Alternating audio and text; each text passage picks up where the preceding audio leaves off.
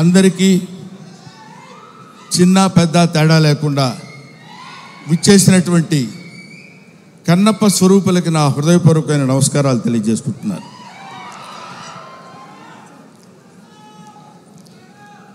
వీడికి ఏం పోయే కాలం ప్యాంట్ షర్ట్ వేసుకొని రావచ్చు కదా అనుకోవచ్చు అందరూ. కొంతమందికి ఆ ఐడియా ఉండుంటుంది. కానీ ఈరోజు ఈ సభ శివతత్వానికి సంబంధించిన సభ, శివుడికి సంబంధించిన సభ, శివ మహత్యానికి సంబంధించిన సభ కాబట్టి ఆయన గురించి మాట్లాడేటప్పుడు ఒళ్ళే కాదు, మనం ధరించిన బట్టలను కూడా జాగ్రత్తగా ఉంచుకోవాలేమో అన్న అభిప్రాయంతో వచ్చాను ఇలాగ. తర్వాత ముందుగానే మీ అందరికీ నేను విన్నవించుకునేది ఏంటంటే, నేను మాట్లాడే మాటల్లో ఏమైనా పొరపాట్లు కానీ తప్పొప్పులు కానీ మీకు నచ్చని విషయాలు కానీ ఉంటే, నాకంటే ఆల్మోస్ట్ ఇక్కడ ఉన్న వాళ్ళందరూ వయసులో చిన్నవాళ్ళే అనుకుంటాను, పెద్ద హృదయాలతో మన్నించండి. ఒకటి. నెంబర్ 2, కన్నప్ప ఈ సినిమా మోహన్ బాబు గారు ఎందుకు తీశారబ్బా అని అనుకున్నా ఒకసారి. ఎందుకంటే మోహన్ బాబు గారి గురించి మీ అందరికీ తెలుసు. ఆయన 5 కోట్లతో 10 కోట్లతో సినిమా తీసి దాని మీద 10 కోట్లు 15 కోట్లు సంపాదించుకుని మళ్ళీ పక్కన పెట్టి మళ్ళీ ఇంకో సినిమా తీసి, అలాంటి డబ్బుకి అతి ప్రాధాన్యత ఇస్తూ గౌరవించేటువంటి వ్యక్తి మోహన్ బాబు గారు. నాకు తెలుసు 200 కోట్లు పెట్టి ఈ సినిమా ఈయన ఎందుకు ప్లాన్ చేశాడు అనే ఆలోచన చేస్తే, ఈ ఆలోచన ఆయనది కాదు, ఈ ఆలోచన ఆయనకు వచ్చినటువంటి ఆలోచన కాదు, సకల సృష్టి స్థితి లయకారుడైన ఆ పరమేశ్వరుని ఆలోచన అతనిలో సంక్రమించిందేమో. ఒకటి. ఇంకో పాయింట్ ఏంటంటే, ఎప్పుడో నా చిన్నతనంలో ఆయన కన్నడ రాజకుమార్ కాళహస్తి మహత్యం సినిమా తీశారు. ఆ తర్వాత కీర్తిశేషులు బాపు గారు, కీర్తిశేషులు కృష్ణరాజు గారితో కన్నప్ప సినిమా తీశారు. అది తీసి ఇంచుమించు 30 సంవత్సరాలు అవుతుందేమో నాకు తెలిసి, 30 సంవత్సరాల పైనే, 50 సంవత్సరాలు. ఆ సినిమా తర్వాత భక్తి తత్వాన్ని ఇప్పుడు ఇక్కడ ఉన్నటువంటి కుర్రకారందట్లో భక్తి సన్నగిల్లిపోయి అరాచకాలు పెరుగుతున్న సమయంలో ఏదో ఒక భారతీయ తత్వాన్ని, భారతీయ శివతత్వాన్ని తెలియపరచాలి ఇప్పుడున్నటువంటి కుర్రకారుకి అనేటువంటి ఆలోచనతోటి శివుడే, సాక్షాత్తు శివుడే, సాక్షాత్తు ఆ పరమేశ్వరుడే, సాక్షాత్తు ఆ కాళహస్తీశ్వరుడే, సాక్షాత్తు ఆ వాయులింగుడే మోహన్ బాబుని ఇలా రారా అని పిలిచాడు. ఎందుకు పిలిచాడంటే, కాళహస్తిలో శివుడు ఉంటాడు, పక్కనే మోదుగుపాలెంలో ఉన్న మోహన్ బాబుని పిలిచి నువ్వు రారా, నువ్వు ఏవేవో సినిమాలు తీస్తావంటి, నా సినిమా తీయ అన్నాడు. అంతే. అది శివనాజ్ఞను అనుసరించి తీసినటువంటి సినిమా ఈ భక్త కన్నప్ప అని నా నమ్మకం. లేకపోతే ఇంత డబ్బు పెట్టి నేను సినిమా తీసి ఇంత టెన్షన్ పడి ఇన్ని రకాలైనటువంటి విమర్శల్ని ఎదుర్కొంటూ నిలబడి సినిమాని రిలీజ్ చేసి శివతత్వాన్ని యావత్ ప్రపంచానికి తెలియపరచాలనేటువంటి ఆలోచన అతను కలగటం ఆయన చేసుకున్న పూర్వజన్మ సుకృతం. అటువంటి మహనీయుడు ఆయన. మోహన్ బాబు గారి గురించి ఇందాకేదో సుమ అడిగితే సరదాగా జోకులుగా నేను మాట్లాడాను కానండి, చెప్తున్నాను కదా, ఆ మాట్లాడటానికి ఆయన ఇచ్చిన చదువు మాత్రమే కారణం. మోహన్ బాబు ఇందాక ఆయన నడిచి వస్తుంటే సాక్షాత్తు శివుని మీద ఒక సేవ చేసినటువంటి శివపాదార్చకుడైనటువంటి ఒక మహదేవ శాస్త్రి వస్తున్న ఆ నడక, టీవీ, ఆ ఆలోచన విధానం అటువంటి మహానటుడి గురించి మనం చెప్పాల్సిన అవసరం లేదు. ఆ కడుపున పుట్టిన బిడ్డే మనుషుడు విష్ణు. అతన్ని కన్నప్పగా ఎన్నుకుని వీళ్ళందరూ చాలామంది ఏమనుకుంటారంటే, మనం ఈ సినిమాలో యాక్ట్ చేసాం, శరత్ బాబు గారు, మోహన్ లాల్ గారు, లేకపోతే ఇంకొక అక్షయ్ కుమార్ గారు, ముఖేష్ గారు, వీళ్ళందరూ సినిమాల్లో యాక్ట్ చేశారని అనుకున్నారు. కానీ వీళ్ళందరూ యాక్ట్ చేయబడ్డారు. శివుని యొక్క ఆజ్ఞ చేత వీళ్ళందరూ ఈ సినిమాలో నటించాల్సిన, ఎందుకంటే ఎన్నో సినిమాలు చేసిన వాడు ఉన్నారు. మోహన్ బాబు గారు కూడా ఎన్నో సినిమాల్లో చేశారు. ఎన్నో సినిమాల్లో చేసి డబ్బు సంపాదించారు. డబ్బు సంపాదన మాత్రమే ప్రాతిపదికగా తీసినటువంటి సినిమా ఇది. అయితే అయి ఉండొచ్చునేమో కానీ కొంతమంది దృష్టిలో ఇది కేవలం పరమేశ్వరుని యొక్క అనుజ్ఞ చేత, పరమేశ్వరుని యొక్క ఆజ్ఞ చేత శిరసావహించి తీసినటువంటి ఈ సినిమా. అందుకని నేనేం చెప్తున్నానంటే, మీ అందరికీ, మహానుభావులకి, మహాత్ములకి, ప్రవచనకారులకి, ప్రయోక్తలకి, మీ అందరికీ శిరస్సు వంచి పాదాభివందన చేసి నేను చెప్పే మాట ఏంటంటే, పెచ్చుమీరిపోతున్నటువంటి ఈ కలియుగంలో కలి యొక్క ప్రభావం చేత పరమ దుర్మార్గమైనటువంటి ఆలోచనలతో ఉన్నటువంటి ఈ మానవుల్ని కనీసం భక్తి అంటే ఇది, భక్తి అంటే ఇలా ఉంటుంది. మనం ఇంత భక్తితో ఉంటే మనకు అన్ని శుభాలే జరుగుతాయి. కొంచెం కష్టపెట్టిన ఈ సినిమా తీసిన దగ్గర నుంచి ఇప్పటి వరకు తండ్రి కొడుకులు ఇద్దరు ఎంత మదనపడ్డారో, ఎంత కష్టపడ్డారో సమీపంతో చూసినటువంటి వ్యక్తిగా నేను చెప్తున్న మాట. ఎందుకంటే భగవంతుడు ఊరికనే వచ్చేసి ఇదిగో తీసుకుంటారా అని అందరికీ తల్లి వెళ్ళిపోడు. కాలుస్తాడు, నిప్పుల్లో కాలుస్తాడు, సుత్తి దెబ్బలు కొడతాడు, అవన్నీ భరిస్తుంది. అది ఆయన ఎన్నుకున్న బంగారం. ఆ తర్వాత ఒక అద్భుతమైనటువంటి ఆభరణం చేయగలడు కన్నప్ప లాంటి సినిమా తీసి. అటువంటి సినిమా తీయడానికి ఉద్యుక్తుడైనటువంటి ఆ వ్యక్తి ఏమైనా సినిమాలు తీశాడు అనుకోండి, మీరు వదిలేసేయండి, దాని గురించి మనం పెద్ద పట్టించుకోవాల్సిన అవసరం లేదు. ఆయన విమర్శించండి, వాళ్ళ నటన విమర్శించండి, వాళ్ళని ఇంకేదో విమర్శించండి, తప్పు లేదు. ట్రోలింగ్ చేయండి, తప్పు లేదు. కానీ ఇక్కడ డబ్బు కోసం సినిమా తీసినా, ఇంకో కోసం సినిమా తీసినటువంటి కంటెంట్ ఏంటంటే శివభక్తి. 30-40 సంవత్సరాల తర్వాత, 50 సంవత్సరాల తర్వాత ఇప్పుడున్నటువంటి కుర్రకారుకి శివతత్వాన్ని, భక్తితత్వాన్ని, దైవత్వాన్ని తెలియపరచడం కోసం తీసిన ఈ సినిమాని మీ అందరికీ చేతులెత్తి శిరసావహించి మీరు నమస్కరించి, వినమ్రతతో నమస్కరించి చెప్పేది ఏంటంటే, ఈ సినిమాని ఆదరించండి, అభిమానించండి, అల్లరి మాత్రం చేయకండి. ఎందుకంటే శివుడు ప్రతి ఇంటా చేరాలి, ప్రతి గుండెలో చేరాలి, ప్రతి మనస్సుకి చేరాలి, ప్రతి వాడి హృదయంలో చేరాలి. ప్రతి వాడి హృదయంలో ఉన్నటువంటి అద్భుతమైనటువంటి దీపాన్ని వెలిగించేటువంటి ప్రయత్నం చేశారు. కాబట్టి ఈ సినిమా దిగ్విజయంగా ఉండాలని మనస్ఫూర్తిగా కోరుకుంటున్నాను. పైగా ఈ సినిమా ఎందుకు ఆడాలని నేను కోరుకుంటున్నాను అంటే, ఇది కేవలం మహోన్నతమైనటువంటి భక్తుల గురించి చెప్పేటువంటి సినిమా మాత్రం కాదు. దూర్జటి మహాకవి, శ్రీకాళహస్తిలో ఉన్నటువంటి దూర్జటి మహాకవి ఆయన చెప్పింది ఏంటంటే, రే ఏంటేంటో వేదాలు, పుణ్యాలు, పునస్కారాలు, హోమాలు ఇవన్నీ చేయటం కాదురా. అవన్నీ తెలియని వాళ్ళు కూడా చాలామంది ఉన్నారు. అవన్నీ తెలియని మనుషులు ఉన్నారు. అవన్నీ తెలియని జంతువులు ఉన్నాయి. అవన్నీ తెలియని పురుగులు, పాములు ఉన్నాయి. అవన్నీ తెలియని క్రిమి కీటకాలు కూడా ఉన్నాయి. వీటన్నిటికీ నేను మోక్షాన్ని ఇవ్వగలను. ఏ వేదంబు పఠించ లూత. సాలెపురికి ఏ వేదం చదువుకుంది? భుజగం ఏ శాస్త్రములు చూచాను. పాము ఏ శాస్త్రములు చూచింది? తాను ఏ విద్యాభ్యసనం వచ్చే కరి.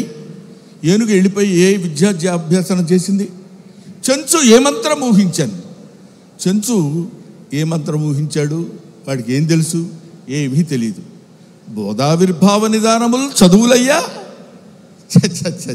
కాదు అని చెప్తున్నాడు. బోధావిర్భావ నిదానములు చదువులయ్యా కావు, నీ పాద సంసేవనాసక్తియే గాక జంతు తతికిన్ శ్రీకాళహస్తీశ్వరా. అది ఆయన చెప్పింది. అటువంటి ఆటవిక మానవుడు యొక్క పాత్రని పోషించేటువంటి మా మంచు విష్ణు ధన్యజీవి, ధన్యజీవి, ధన్యజీవి. ఎందరో మహానుభావులు పోషించేటువంటి పాత్ర. ఇప్పుడు అతని పాత్ర పోషణ ఎలా ఉందో నేను చెప్పడం ఆర్టిస్టుల పాత్ర పోషణ ఎలా ఉందో అని చెప్పి ఈ సినిమా మీరు చూడండి, మోహన్ బాబుకు బోల్డెంత డబ్బులు ఇవ్వండి అని చెప్పడానికి మాత్రం నేను ఇక్కడికి రాలేదు. అటువంటి పాత్రలు, అరుదైన పాత్రలు లభించేటువంటి శక్తి కుర్రకారుగా ఉన్నటువంటి ఆ వ్యక్తికి లభించడం ఒక అదృష్టం. పోతే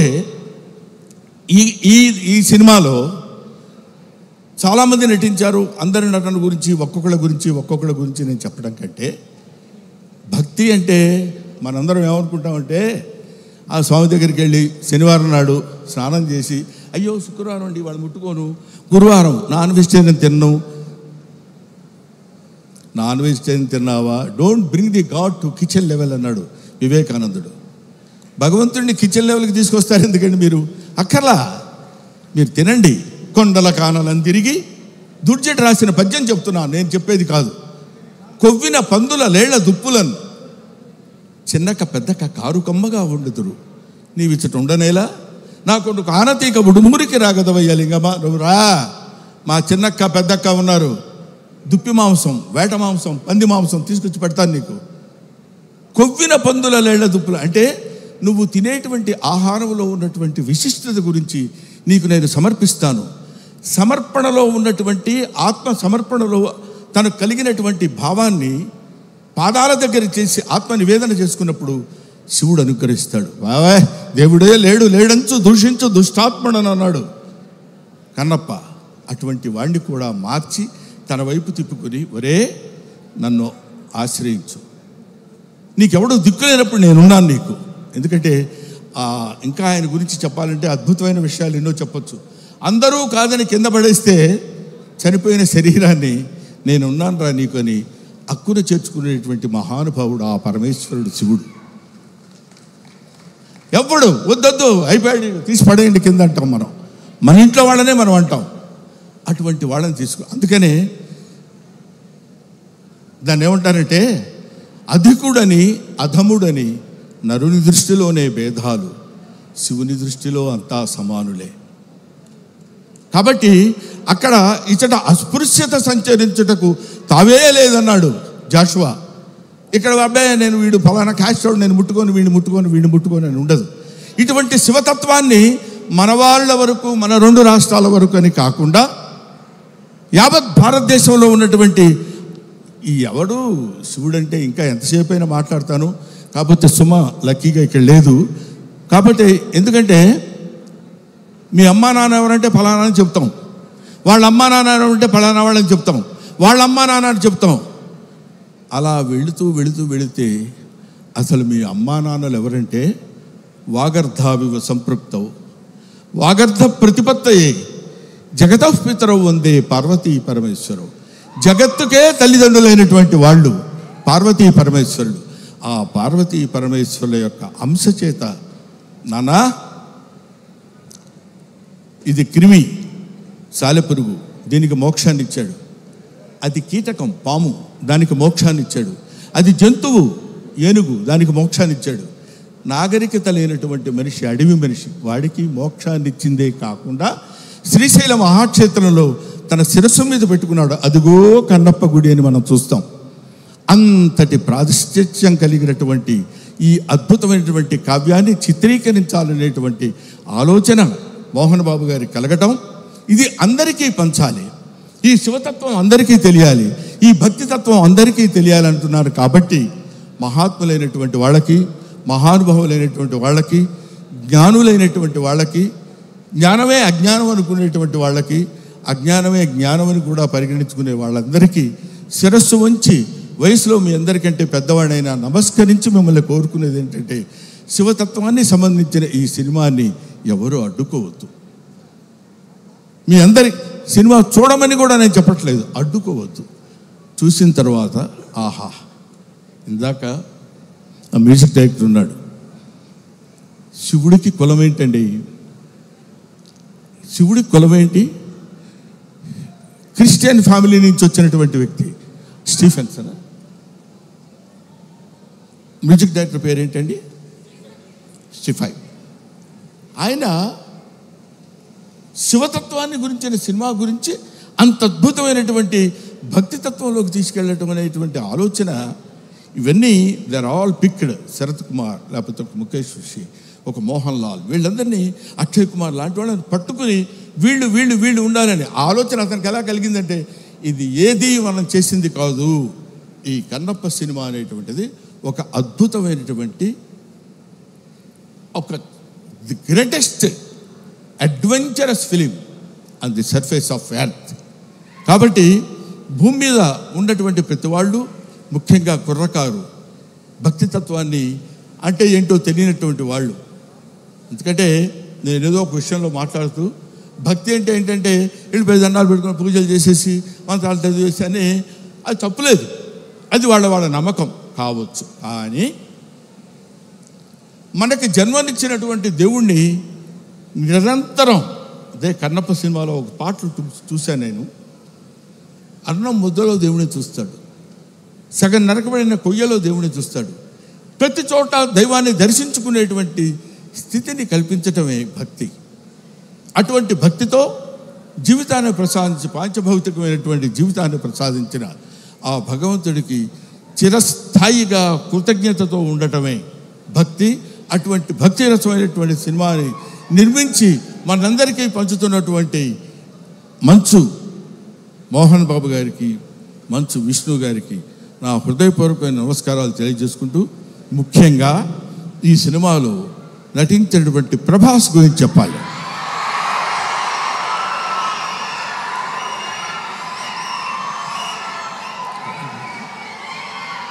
ప్రభాస్ అంటే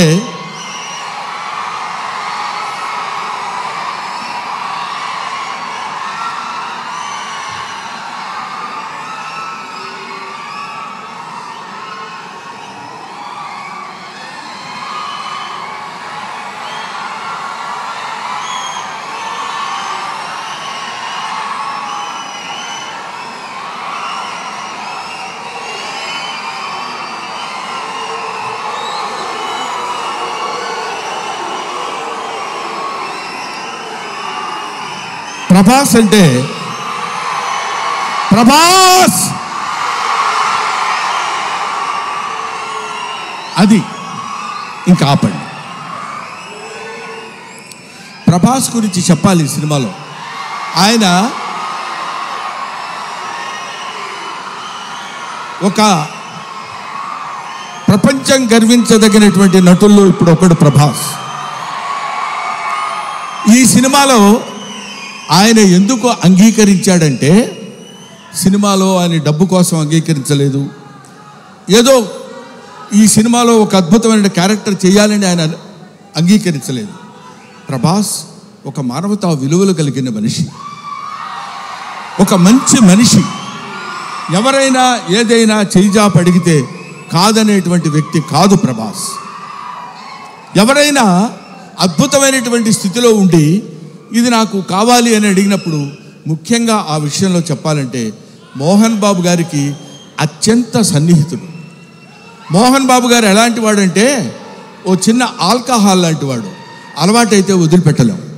అలాగే ఎంతో మోహన్ బాబు గారి మత్తులో, మోహన్ బాబు గారి ప్రేమలో మునిగి తేలినటువంటి వ్యక్తి. కాబట్టి ప్రభాస్ ఈ సినిమాలో చేశాడు. అరే మోహన్ బాబు గారి ఎంట్రీ చూశారు కదా, అతను స్టీఫెన్ కూర్చున్నాడు, మ్యూజిక్ డైరెక్టర్.